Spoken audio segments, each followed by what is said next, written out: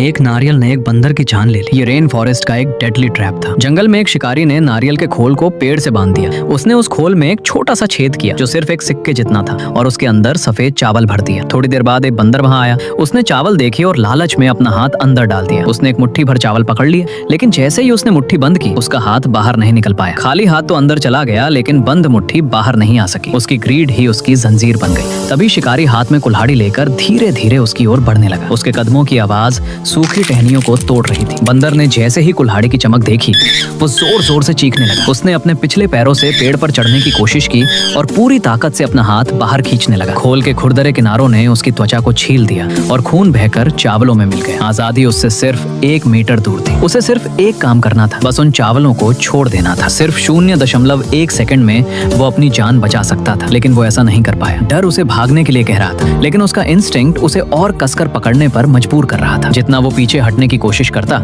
उतनी ही उसकी मुट्ठी उस छेद में और ज्यादा फंस जाती। आखिरकार शिकारी ने उस पर वार किया और उसकी जान चली गई। हैरानी की बात यह थी कि मौत के बाद भी उसका हाथ उन चावलों को उसी तरह कसकर पकड़े रहा जैसे लोहे की तरह सख्त हो। एक भी दाना कम नहीं हुआ था। साइकोलॉजी में इसे संक कॉस्ट फैलेसी यानी डूबती लागत का भ्रम कहा जाता है। जब हम किसी चीज में अपना समय, पैसा या भावनाएं इन्वेस्ट कर देते हैं तो उसे छोड़ना हमें लॉस जैसा लगता है, चाहे वो हमें बर्बाद ही क्यों न कर रही हो। जिंदगी और मौत के उस पल में बंदर का दिमाग उसे धोखा दे रहा था। उसे लग रहा था कि छोड़ देना नुकसान है और पकड़े रहना ही रिकवरी का तरीका है, और यही सोच उसकी मौत का कारण बन गई। अब बंदर पर मत हंसो, जरा खुद को देखो। वो स्टॉक जो लगातार गिरता गया, 50% लॉस पर भी तुमने नहीं बेचा, 90% गिरने के बाद भी तुम उसे पकड़े रहे, और आखिर में वो सिर्फ एक बेकार कागज बनकर रह गया। तुम्हें लगा ये वैल्यू इन्वेस्टमेंट है, लेकिन असल में तुम सिर्फ अपना नुकसान स्वीकार करने से डर रहे थे। या फिर वो दिन याद करो जब सड़क पर किसी ने तुम्हें ओवरटेक किया और तुमने अपनी जान जोखिम में डालकर उसका 5 किलोमीटर तक पीछा किया, सिर्फ उसे कुछ कहने के लिए। तुम्हें लगा ये तुम्हारी ईगो और सेल्फ रिस्पेक्ट की बात है, लेकिन असल में